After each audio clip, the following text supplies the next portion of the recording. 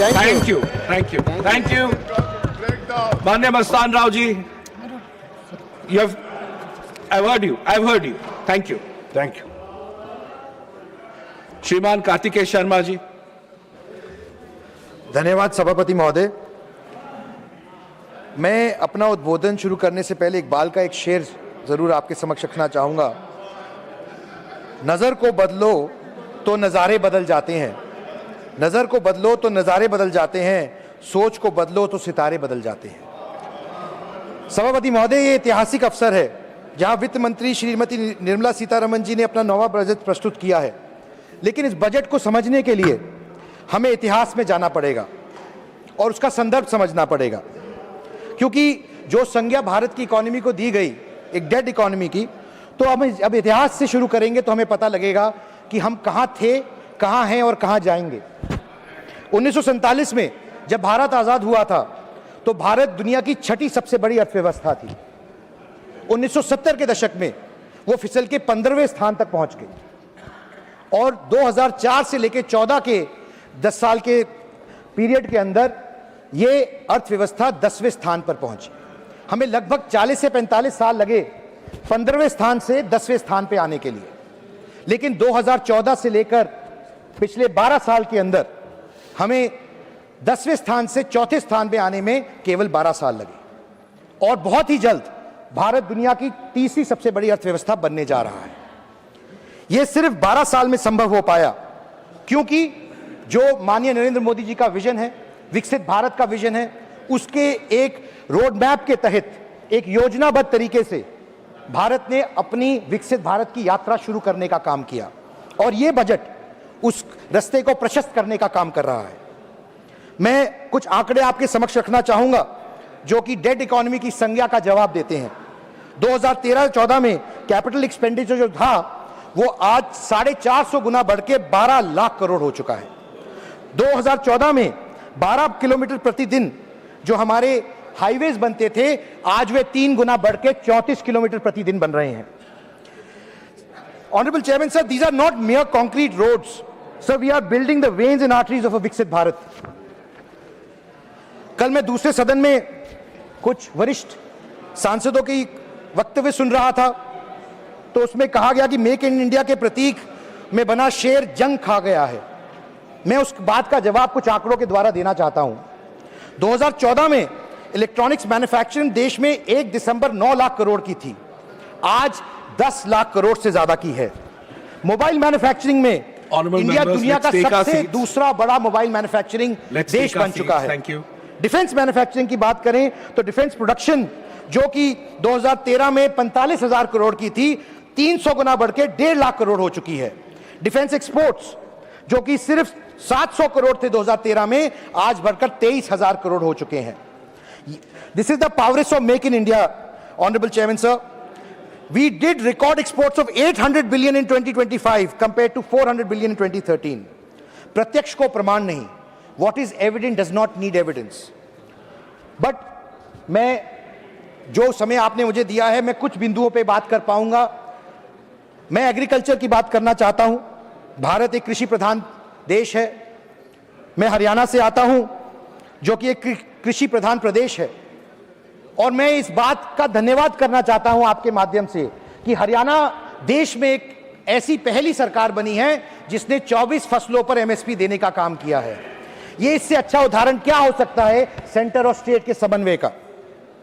मैं सिर्फ इतना ही नहीं, जहां वो एक तरफ कृषि प्रधान प्रदेश है, दूसरी तरफ हरियाणा पहला प्रदेश बना है देश के अंदर जिसने डिपार्टमेंट ऑफ फ्यूचर अफेयर्स का गठन किया है। चाहे तकनीक की बात करो, चाहे साइंस की बात करो या कृषि की बात करो, हम हर जगह आगे बढ़ रहे हैं क्योंकि जब विकसित हरियाणा बनेगा तो विकसित भारत बनेगा। हरियाणा में एक कहावत है, दूध दही का खाना सबसे अच्छा हरियाणा। तो हरियाणा की बात होएगी तो दूध की बात भी आएगी।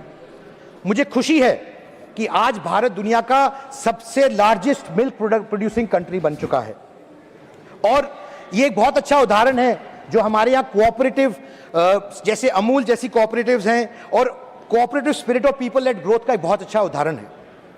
India is also become the second largest fish producing country globally, which contributes to about 8% of the global fish production.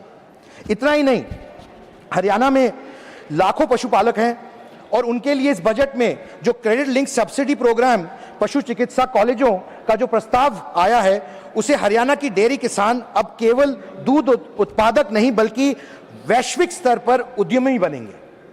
केंद्र सरकार का मैं आभार व्यक्त करना चाहता हूं, माननीय प्रधानमंत्री जी का और माननीय निर्मला सीतारमण जी का, कि 16th फाइनेंस कमीशन द्वारा लगभग 20,772 करोड़ की टैक्स डेवल्यूशन सहित विभिन्न निवेशों और परियोजनाओं के माध्यम से हरियाणा का विकास को नई गति मिलेगी।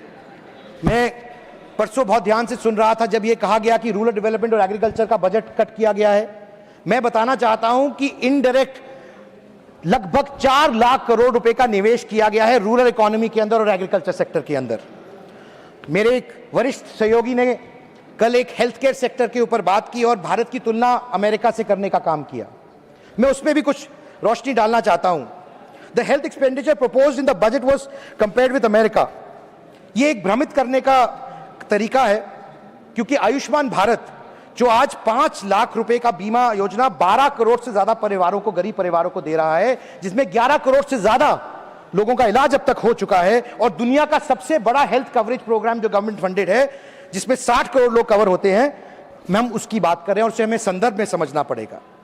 क्योंकि जब हम बात करते हैं कि अमेरिका में इलाज की क्या कीमत है और भारत में क्या है, तो हमें परचेजिंग पावर पैरिटी समझनी पड़ेगी कि 5 लाख रुपए के अंदर हम जो चीजें भारत में मुहैया कराई गई हैं, वो उसकी कीमत अमेरिका में $1.5 लाख आती है। मैं कुछ एग्जाम्पल, इसके उदाहरण आपके सामने रखना चाहता हूं। Heart bypass surgery PM Jan Arogya Yojana में $1,20,000 से $1,80,000 तक होती है, जबकि अमेरिका में यही इलाज $70,000 से $1.5 लाख के अंदर होता है।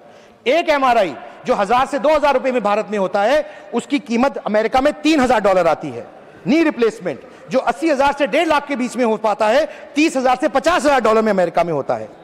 बल्कि आयुष्मान भारत तो मल्टीपल सर्जरीज करा सकता है। USA is the costliest health care system of the world, India is the most affordable health care system of the world. मैं इसके बारे में भी कुछ आंकड़े आपके सामने रखूंगा। सभापति महोदय, मैं अपनी बात जल्द खत्म करूंगा, लेकिन मैं बहुत ही महत्वपूर्ण विषय पे बोलना चाहता हूं। अफोर्डेबल फार्मेसी, भारत को अब अफोर्डेबल फार्मेसी माना जाता है, जहां पे एक पैरासिटामोल का पत्ता $4 से $8 में आता है, जबकि वहां 15 सेंट में है, भारत में अवेलेबल है। इसी तरीके से एंटीबायोटिक्स की बात करूं या फिर ब्लड प्रेशर की महीने की बात करूं, तो बहुत $30 से $100 का महीने का खर्चा आता है, जहां 75 से सिर्फ $2.5 आता है। इतनी ही नहीं, भारत ने नए कई कीर्तिमान स्थापित किए हैं, चाहे सिकल सेल एनीमिया की बात करें, हीमोफीलिया की बात करें, नए कीर्तिमान स्थापित किए हैं जीन थेरेपी के तहत। तो सभापति महोदय, मैं अपनी बात सिर्फ खत्म करना चाहता हूं और यह बोलना चाहता हूं कि पक्ष या विपक्ष हो, जब भारत नए कीर्तिमान स्थापित कर रहा है, तो हमें एक होकर नेशन फर्स्ट की भावना से इस बजट के समर्थन में आना चाहिए। तो एक बात कह के खत्म करूंगा अपनी बात को, चेहरे तो समय के साथ सब बदल लेते हैं, चेहरे तो समय के साथ सब बदल लेते हैं, हालातों को बदलने वाले ही हालातों की बात करते हैं। धन्यवाद। Thank you.